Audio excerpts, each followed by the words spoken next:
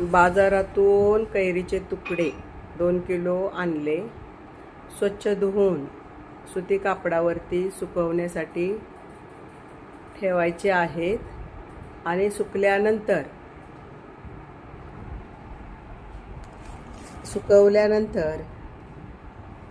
2 चमचे हळद आणि 2 चमचे मीठ टाकून स्टीलच्या किंवा काचेच्या बाउलमध्ये घ्यायचे आहे आणि सुकवलेल्या कैऱ्या टाकायच्या आहेत.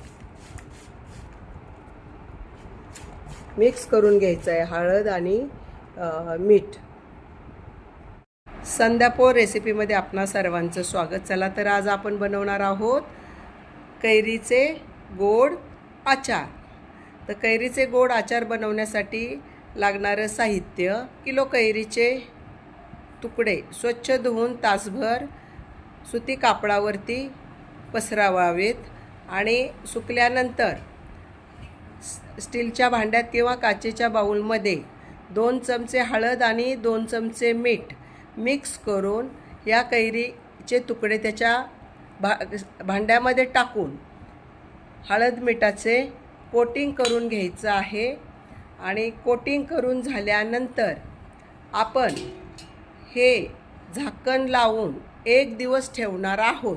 आता 1 दिवस झाकण लावून ठेवल्यानंतर अधूनमधून 3 ते 4 वेळेस चमच्याने असं खालीवर करायचं आहे.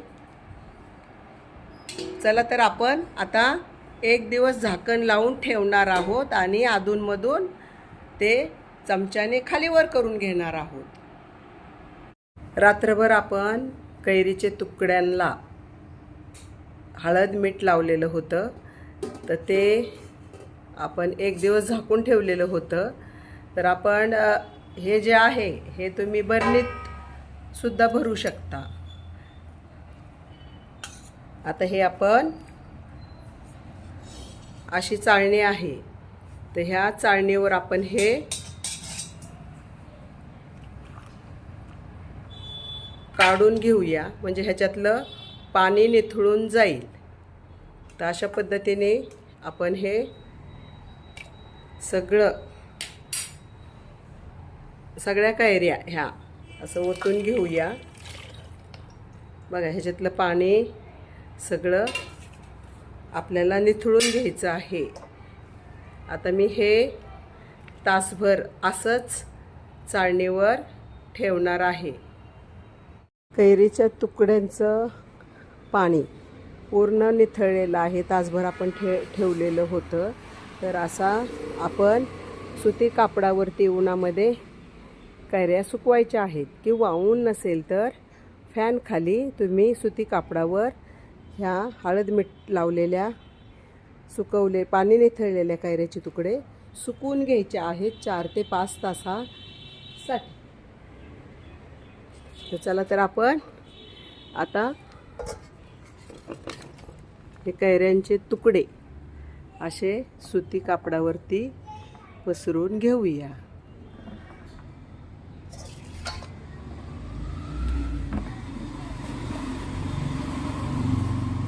यामध्ये 4 ते 5 तासासाठी आपण सुकून घेऊया. 1 किलो कैरीचे आपण उन्हामध्ये सुकवलेले तुकडे घेतलेले आहेत आणि 700 ग्रॅम गूळ घेतलेला आहे. जर खूप आंबट कैरी असेल तर तुम्ही एक किलो कैरीचे तुकडे आणि 1 किलो गूळ घेऊ शकता. तर आता आपण सामग्री बघूया. बडीशेप 20 ग्रॅम, मेथीदाणा 20 ग्रॅम, धने 10 ग्रॅम, पिवळी मोहरी 20 ग्रॅम, मीठ 40 ग्रॅम, तेल 200 ml, हळद अर्धा चमचा, काश्मीरी रेड मिरची पावडर ही कलरवाली असते ती 20 ग्रॅम, साधी मिरची पावडर 20 ग्रॅम घ्या, किंवा तुम्ही कमी घेऊ शकता, 15 ग्रॅम घेऊ शकता, आणि जिरे 20 ग्रॅम, हिंग अर्धा चमचा, लवंग 16 नग घेतलेले आहेत आणि मिरे 20 नग घेतलेले आहेत. तर अशा पद्धतीने कैरीचे गोड आचार बनवण्याची साधन सामग्री. तर आता आपण तेल गरम करून घेतलेलं आहे आणि आता आपण बडीशेप, मेथीदाणा, हे धणे आणि हे खडे मसाले, लवंग आणि हे थोडंसं जिरे, हे आपण हे साहित्य थोडंसं परतून घेऊया. गॅसवर पॅन ठेवलेला आहे गरम करायला. आता पॅन आपला गरम झालेला आहे. तर बडीशेप टाकूया, मेथीदाणा टाकूया,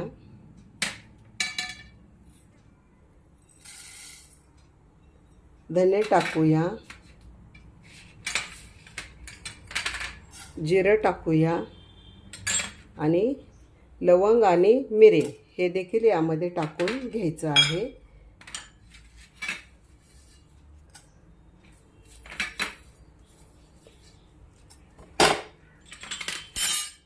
आणि थोडंसं परतून घ्यायचं आहे मॉइश्चर जाऊपर्यंत.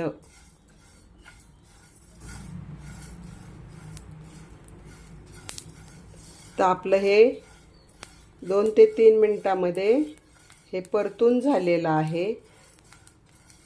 आपल्याला वास यायला लागतो, थोडंसं तडतडायला लागतं. मॉइश्चर जाऊपर्यंतच आपण हे भाजून घ्यायचं आहे. आणि हे थंड केल्यानंतर मग मिक्सरमधून जाडसर वाटून घ्यायचं आहे.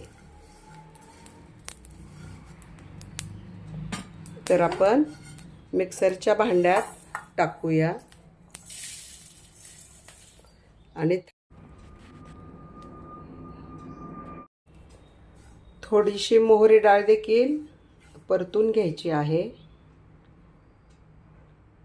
आणि आता हे बाकीचे जी सामग्री आहे ही जाडसर पावडर करून घ्यायची आहे. आणि मोहरीची डाळ तशीच ठेवायची आहे, ती नंतर टाकायची असते. आता हे आपण खडे मसाले, बडीशेप, धणे वगैरे भाजून घेतलेलं हे असं जाडसर पावडर करून घेतलेली आहे. आता एक घमेलं घ्या किंवा ताट घ्या. तर ह्याच्यामध्ये आपण मोहरी डाळ टाकूया, काश्मीरी मिरची पावडर टाकूया, साधी मिरची पावडर टाकूया, हळद टाकूया,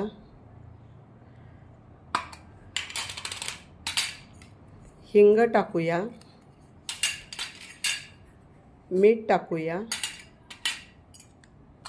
असं मिक्स करायचं आहे.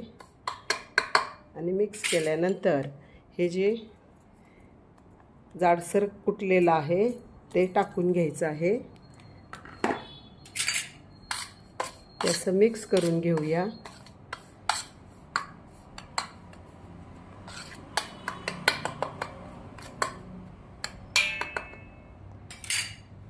मिक्स केल्यानंतर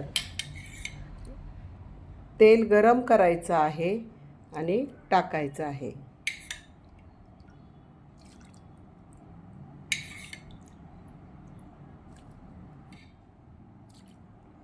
थोडंसं शिल्लक राहू देऊया तेल. नंतर वरून टाकता येतं, थंड हे करता येतं थोडंसं. म्हणजे मी हे थोडंसं तेल ठेवलेलं आहे. आता असं मिक्स करून घेऊया.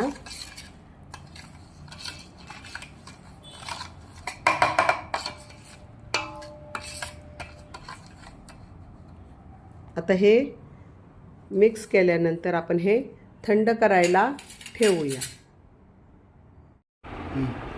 आता हे मिश्रण थंड झालेलं आहे. तर ह्याच्यामध्ये आपण सुकवलेल्या कैरीचे तुकडे टाकूया आणि मिक्स करून घ्यायचं आहे.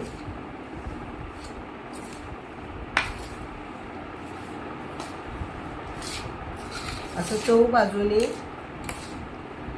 हा मसाला लागला पाहिजे.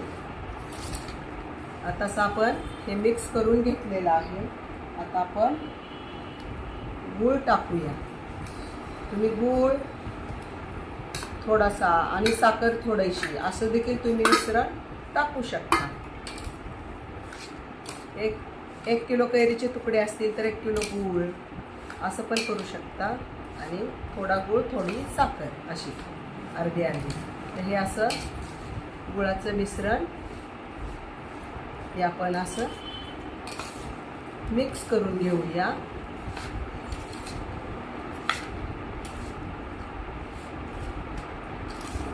हे तुम्हाला मिश्रण घट्ट दिसेल वाटेल. आज आपण ज्या दिवशी हे मिक्स करतो त्यावेळेस हे असंच असेल घट्ट. आणि हे आपण बरणीत भरून ठेवा किंवा असंच भांड्यामध्ये झाकून ठेवलं खोलगट घमेला असेल तर, आणि दुसऱ्या दिवशी झाकण लावून दुसऱ्या दिवशी हे तुम्हाला गूळ पूर्णपणे विरघळलेला दिसेल. तर आपण हे मिक्स केलेलं आहे. आपण बरणीत भरून ठेवणार आहोत आणि दुसऱ्या दिवशी पूर्ण बराचसा गूळ वितळलेला असेल. आणि बरणी आपण 6 ते 7 दिवस रोज 4 तास उन्हामध्ये ठेवू शकता किंवा घरामध्ये ठेवून असं थोडंसं हलवू शकता. आता आपण थोडंसं उरलेलं जर तेल होतं तर ते टाकून घेऊया.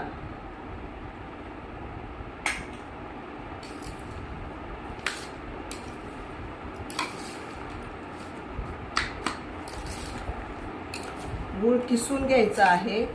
मी थोडासा चाकूने असा चॉप करून घेतलेला आहे, चिरलेला आहे, त्यामुळे थोडासा जाडसर, काही हरकत नाही.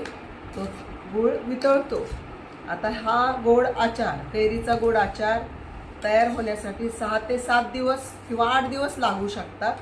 पण बरणीमध्ये तुम्ही रोज 4-5 दिवस 4-5 तास तुम्ही बरणी उन्हात ठेवायची आहे.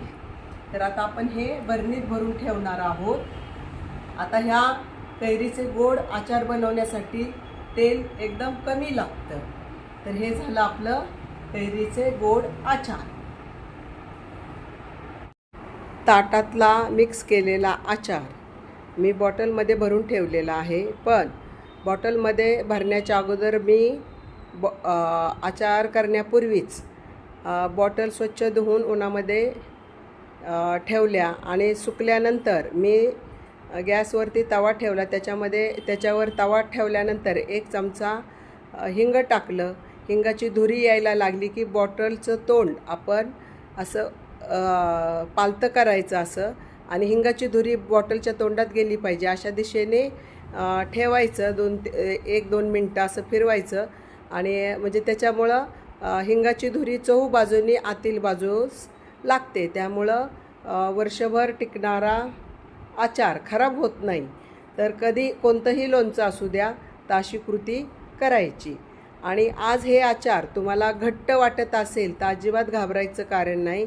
उद्या ज्यावेळेस तुम्ही पाहताल त्यावेळेस गूळ विरघळलेला असेल, पाणीदार तुम्हाला हे दिसेल. आणि उद्यापासून दुसऱ्या दिवशीपासून तर तुम्ही 5-7 दिवस रोज उन्हामध्ये 4 तास बॉटल ठेवायची आहे आचाराची. किंवा मग ऊन नसेल तर घरात तुम्ही ठेवू शकता. आणि 7 ते 8 दिवसानंतर हे कैरीचे गोड लोणचे आचार खाण्यायोग्य होतो. हे झाले कैरीचे गोड लोणचे किंवा आचार.